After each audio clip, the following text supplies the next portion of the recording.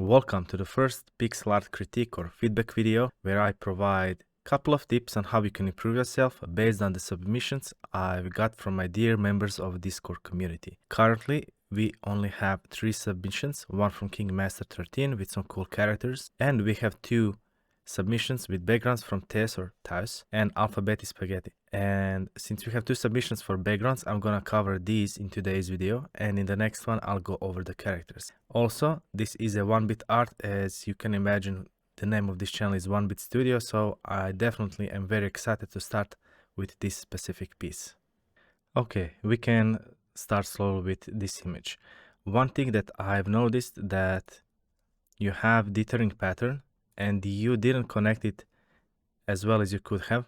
For example, since you are mostly using 50/50 ratio when it comes to dithering pattern, places like these where you kind of break that dithering pattern could be just slightly fixed. I see this in few places, like here, here, it was at least there. We have it here and so on. So you can just go over in the entire image and adjust the ratio so it matches the rest of the image. Now, the next question that I ask myself is, where exactly would this kind of background be used? I can easily imagine this being a background like with parallax effect in a game where we have a platform, let's say here, where our characters are moving. But if that wasn't the case, I would probably bring this entire background a bit down so it matches the composition a bit more nicely, if you will. But I'm just going to give the benefit of the doubt that we would have a foreground where we would have platforms or the main action of the game. Keeping that in mind, I want to go over the second bit, and that would be the layering of the background. If we take a look at the mountaintop, we have the left side, which is in the shadow, and we have the right side, which is in the light. And this is your artistic preference, and you have outline for the shadow portion. But the important thing is that you have this clear distinction of right side and left side, the light portion and the shadow portion. And when one mountain ends, the other begins. So you have this flow of the image, if you will. However, in this portion over here, the biggest mountaintop ends, and logically speaking, if we would follow this same rule, so something like that, the next mountain would begin here. However, it begins here. So this mountain still didn't end, if you will, and the other one began. This kind of layering kind of breaks the illusion of depth, the perception of depth in this image. What I think you wanted to achieve, and this is just a guesswork on my part, would be that this mountain is in the front and this one is in the back, and you probably wanted to push this mountain in the back by using the dithering pattern. You had a good idea, but in order for this to work, you need to push the entire mountain in the background by using the dithering pattern. In order for this to work, I'm going to have to erase a little bit of this, because this negative space that I've mentioned when I talked about this negative space in between each mountain is very important so we can distinguish each mountaintop from the other. And here we basically have no negative space, so it's very difficult to recognize. In order for me to fix this, I'm going to have to demolish this building. I'm sorry, but it's just gonna have to be a necessary sacrifice. Okay, I'm just going to fix this to match your style, and there we go. Now we have clear distinction what is each mountaintop. The last thing I would want to mention is using the dithering pattern that I've mentioned previously to create another layer of mountains behind these. In order for this to work well, we would have to go over this entire image and remove the dithering pattern from most of the mountain tops on the light side. So I'm just going to go over the entire image and quickly do it. Okay, there we go. I did leave some dithering pattern in the middle here, so we have a little bit of texture, if you will. And also I didn't refine it as perfectly as I could have, simply for the sake of time, but this is the basic idea. And now behind these mountains we can use the dithering pattern to create more mountains on a layer behind. You can think of it as atmospheric perspective, but with black colors. We are using the black color for the shadow tones. The way we can easily do this, instead of drawing each and every individual pixel like so, we can just select 2 by 2 pixels, meaning this dithering pattern, hit Ctrl B, and suddenly we have a nice brush we can work with. And let's say we want to have a mountain here in the background, perhaps another one here,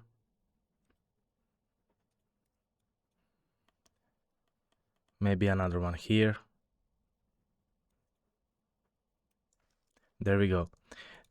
Now what I will do is create the outline in the shadow. Since this is part of your style, I will do it, but instead of using every pixel like here, I will use every other pixel. Additionally, I will remove the first pixel which connects these two mountains, just to create a little bit of space between the mountains in the front and the mountains in the back.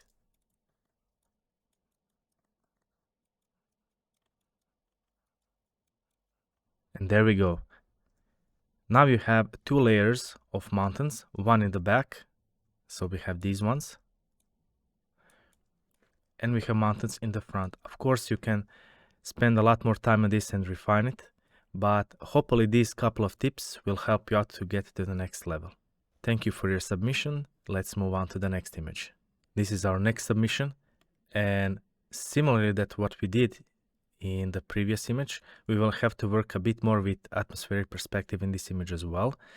And overall, this is a really nice image. So let's go and check the color palette first.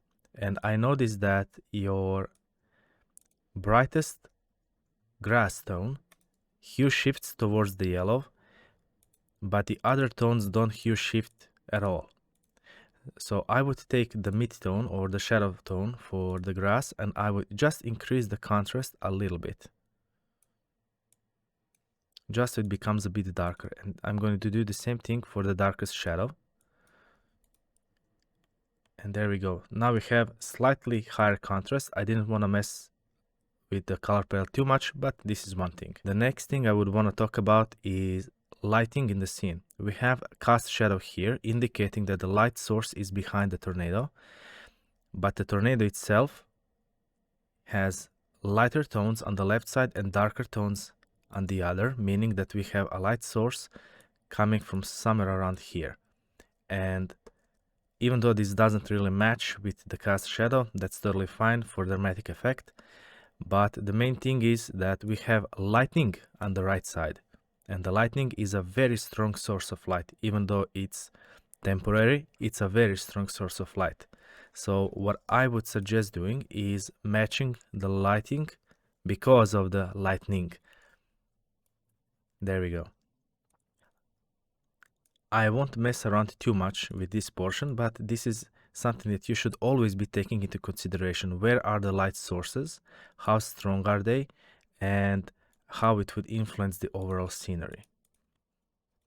There you go. I'm not gonna mess around too much, but hopefully you get the idea.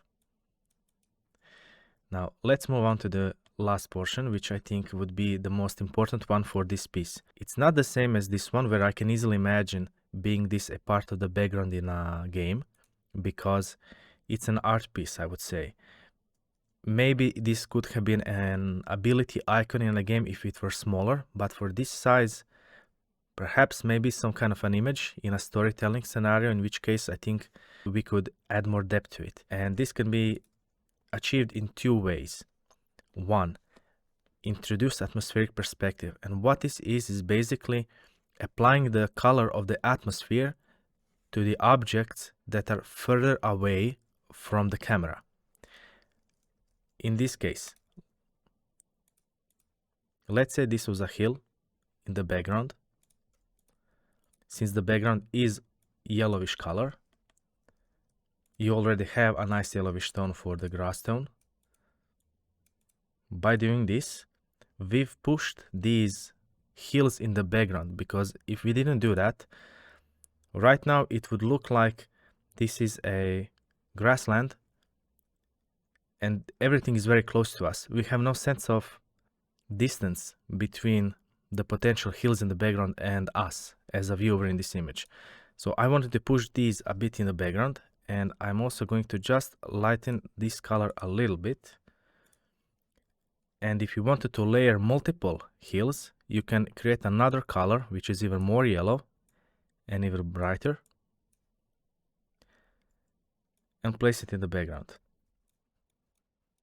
Okay, so now you have two hills in the background. Essentially, we, instead of having only one foreground grasslands, if you will, element, which would be this entire space, because as far as I can tell from this perspective, this could have been a hill. So if you jump over the hill here, this could be a water behind, some sort of a cliff, if you will. So I'm just going to introduce a couple of different layers for the hills in the background.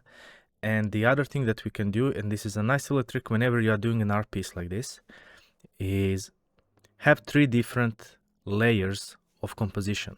One is the foreground, second is midground, and the last is background. The background in this case would be all of these hills in the background, including these clouds. And the main thing about background is that it provides us a sense of space. It creates more depth to the image, and that basically that is its main purpose. The purpose of midground, which in this case is our main compositional piece, is this tornado, and that is its main purpose, to provide us a subject that we can look at. And the last part of the composition is foreground, this portion over here.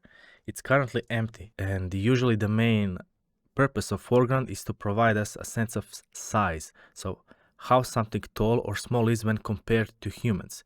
If you imagine being by yourself in this entire image, so you were in real life, let's say in this image, and you took an image or a shot with your camera, this is what you would get.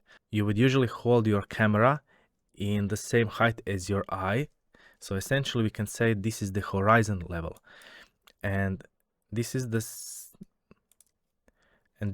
height of your head, meaning if we had any humans in this scene, their head height, provided they are the same height as you, would be on this line.